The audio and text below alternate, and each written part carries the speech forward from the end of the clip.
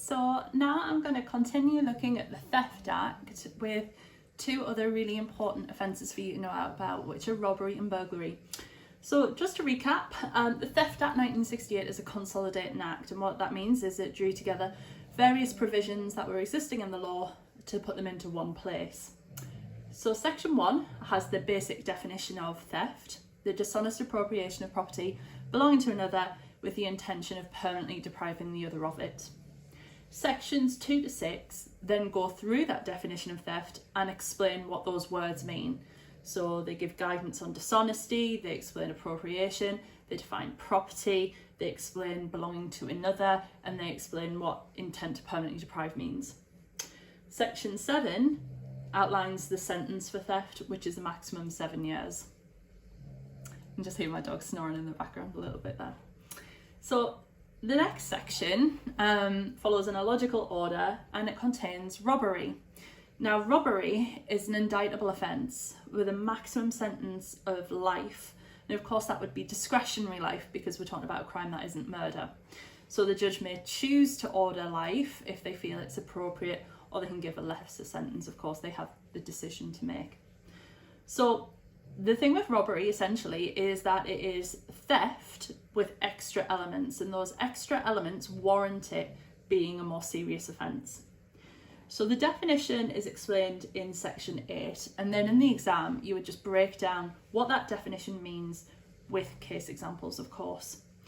So it's where a person steals, and immediately before at the time of doing so, and in order to do so, they use force, or they seek to put a person in fear of force being used on any person. So just to kind of break down what those terms mean. So the first is that it talks about stealing. So what that means is the person must have committed theft. So because we're talking about the actus reus here, that means that they must appropriate property belonging to another. So if they don't do that, there can't be any theft. So for example, in Corcoran versus Anderton, they looked at this and whether actual theft had taken place because they didn't get away with the bag, and the court said yes, it was. So the theft was complete the moment that they actually grabbed at the bag. It didn't matter that they didn't actually get away with it. Remember, appropriation is where you assume the rights of the owner, and they'd done that intending to permanently deprive her of her bag. So far, so straightforward. And if it's a problem scenario, you would check that a theft is there, but you don't go through in minute detail as if you would in a theft scenario. So just, do you feel like they have assumed the rights of the owner over property that did belong to another person? So then we've got this idea of immediately before or at the time of doing so in order to do so. So these are kind of linked. It's the idea that the force or a threat of force was used at the time theft took place in order to complete that theft. So what that means is it shouldn't be used to escape or for vengeance, because essentially that would mean two different offences. So you would have a theft followed up by battery. Now those two separately are lesser offences than robbery, which is where the two are done together. So this means that force is genuinely seen as part of the theft. It has to be immediately before, and again, we don't have a lot of guidance of exactly what the time span is, or during. So force can be used as part of that. The actus reus of theft here is seen as a continuing act. So appropriation, for the purposes of robbery, isn't just the time you take something. You take something, and that keeping hold of it, that whole time would be potential appropriation. So basically, at some point while you're committing the theft, was force or the threat of force used? So Hill, for example, saw that this was quite generous, where they were committing the robbery of the jewellery. So they said that whole time, kind of breaking into the house, tying up the victim, taking her jewellery, leaving the house. They said that was one long continuing act, and as long as they used kind of force or threat of force within that, that could be robbery. It can't be used to escape, and again we've seen that they've been fairly generous with this. So if we think of the case of Lockley, in Lockley, it was used to get past the shopkeeper. So the court said, you know, that was kind of enough for it to be seen as a continuing act and not just to escape. And we'll see kind of cases of this when we look at self-defense. It has to be done kind of at the time. If you sort of feel like the theft is over and then force is used, it won't be the same offence. You have to use force or the threat of force. You have to seek to put a person in fear of force. So this is essentially where you're using that threat or you're using that contact to steal the property. You don't have to be frightened. So again, fear is a bit of a misleading word sometimes. BNR versus DPP, the boy wasn't scared, but he did understand that if he didn't give up his property, force could be used against him. So fear is a bit like assault, where you are expecting force. You don't necessarily have to be scared in that situation. Force can be even the slightest touch. Where, you know, again, we're sort of a bit like battery. Dawson and James, it was looking at a bit of a pickpocket situation, and they said that that would be accepted in the definition of force. So even just the slightest touch, so if you nudge somebody, for example, to get their wallet, that would be seen as robbery. So it doesn't have to be kind of shootings, stabbings, although of course those would fall into that, but it can be just the slightest touch. And again, a bit like battery, it doesn't necessarily have to be on the person themselves. It could be, for example, on their clothing. In Clouden, it was on her, like the bag strap. And again, that would be acceptable. So the rules are quite similar to assault and battery here. And it can be on any person. So it doesn't just have to be on the victim. So for example, if you've got a bank robbery and you said, you know, give me the money or I'll shoot this person, or you've got someone threatening a mother and their child, that could count as well. So it doesn't just have to be concern for your own safety, it can be concern for the safety of others around you. So this idea that this person is using force or the threat of force, that escalates the offence of theft. So that's the actus reus. What's the mens rea? Well, mens rea has two parts. So the first is the mens rea for stealing. So that person has to be acting dishonestly and they have to be doing it intending to permanently deprive. And again, just like the actus reus, deal with that very quickly. Usually in a robbery scenario, they're clearly being dishonest. There's not going to be really much debate there. And just make sure that they're intending to keep or permanently deprive the items. The additional thing is the sort of intent behind the force. So, you know, a sort of accidental nudge wouldn't be enough for robbery. They have to intend to use force to steal or intend to threaten in order to steal. So essentially the mens rea is that kind of for the theft plus robbery, the threat of force. Right, then we go on to section 9. So we have the idea of burglary, of course. Burglary can be a little complicated on the surface because burglary can be committed in two different ways. So first off, things we need to know about burglary generally is that burglary has a maximum sentence of 10 years in most circumstances, but that would be increased to 14 years maximum if you've burgled a dwelling. So a dwelling is a place a person lives, and that just reflects the victim impact really. So if anyone's ever been a victim of burglary, they'll understand, you know, it's kind of a violation of privacy, it makes the victim feel unsafe. So if a person burgles from a dwelling, it's more serious than, for example, from a warehouse. It's still an indictable offence, so it's still seen as obviously quite a serious offence. So as I mentioned before, it can be done in two different ways, or they can be done together. So you might have one and not the other.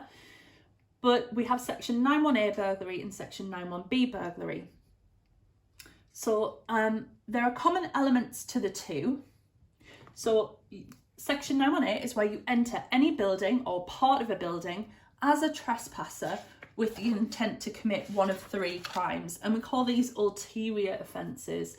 So you have to enter with the aim of doing one of these in mind. You went in either to steal, or you went in to commit grievous bodily harm, or you went in to commit criminal damage. All right. So what we essentially have here is a person who's being punished for entering somewhere they shouldn't be. This of course can be hard to evidence, so we would be looking for signs that the defendant wanted to do one of these things. You know, perhaps they might have a weapon or spray paint or a big swag bag or crowbar or something like that. But essentially, although trespass itself is not a crime, this is what we're looking at here. So a person enters a building or part of a building as a trespasser and they wanted to do one of these things.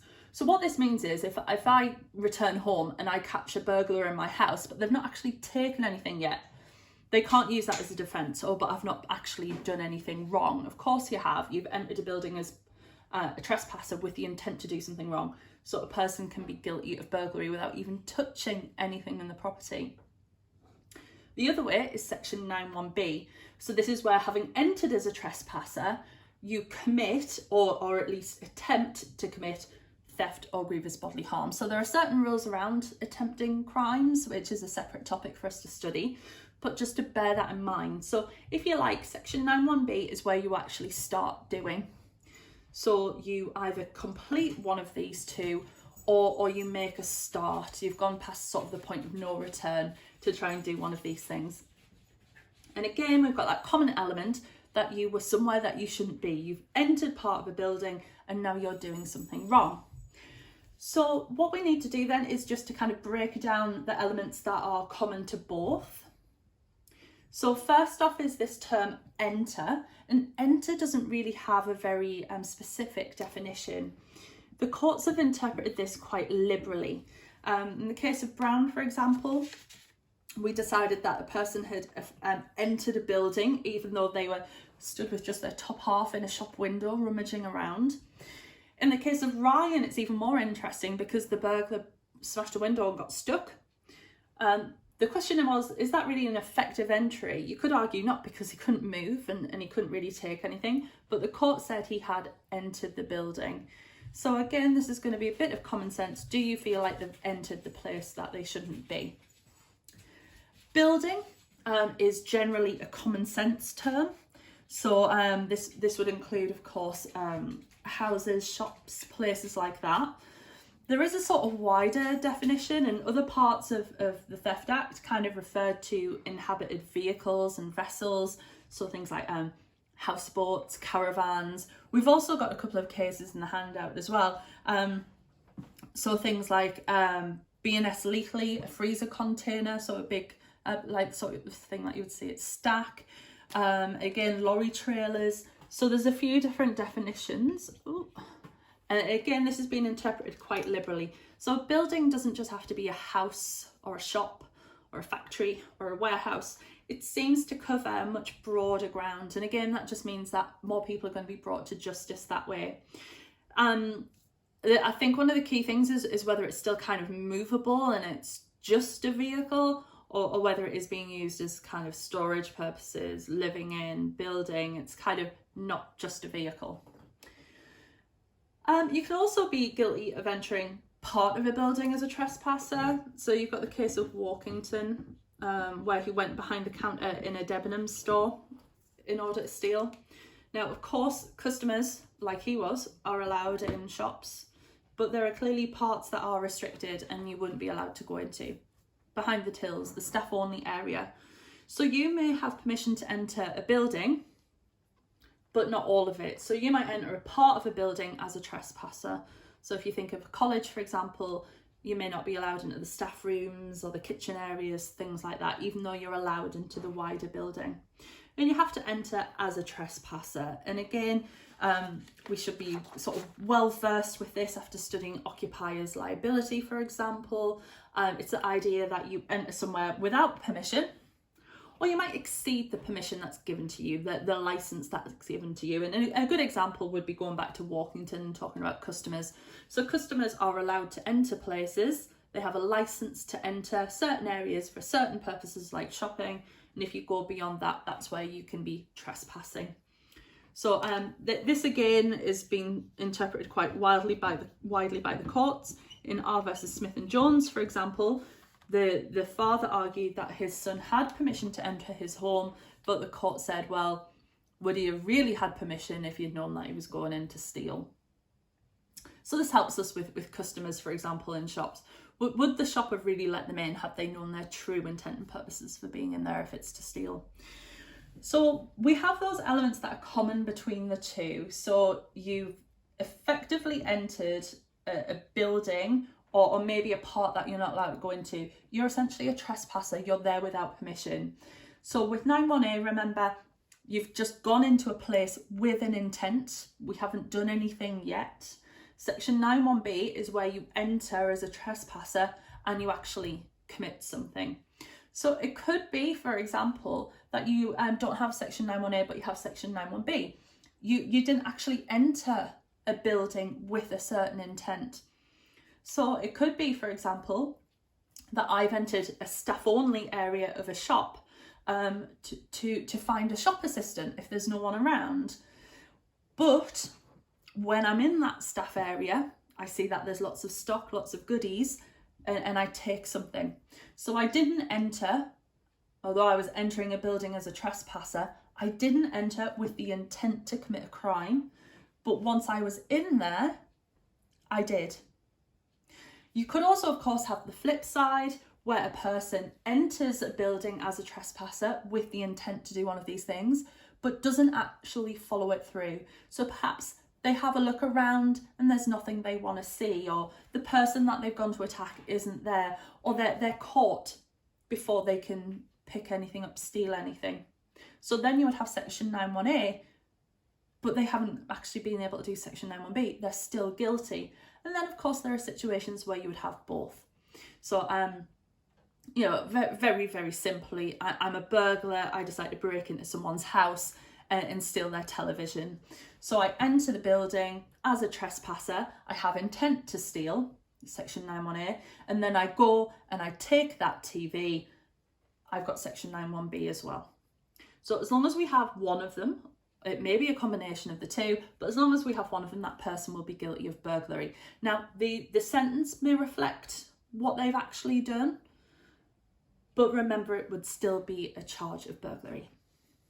Okay, I hope you found that useful in terms of separating the two.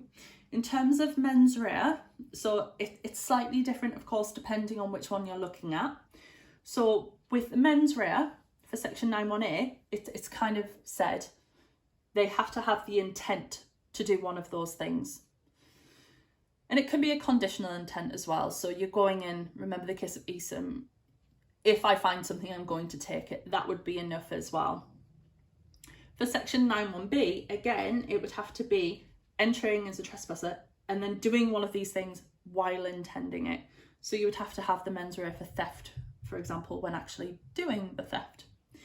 Just the other thing as well is that for both of those is this idea of trespassing. So you either had to enter the building knowing and intending to trespass as your main aim, or you were reckless. So you realise there's a risk you might be trespassing and you're doing it anyway. So for example, you're in the college building, you don't necessarily know that and want to be trespassing, but you realise there's a risk that maybe you're not allowed in somewhere and you go in anyway. That would be enough. So for the mens rea, you need to have intent for the crime that you've gone in to commit or trying to commit or doing, and you've got to have the mens rea for being a trespasser, whether that's intending, main aim, or you realise the risk, did it anyway, you were reckless. All right, thanks for watching the summary.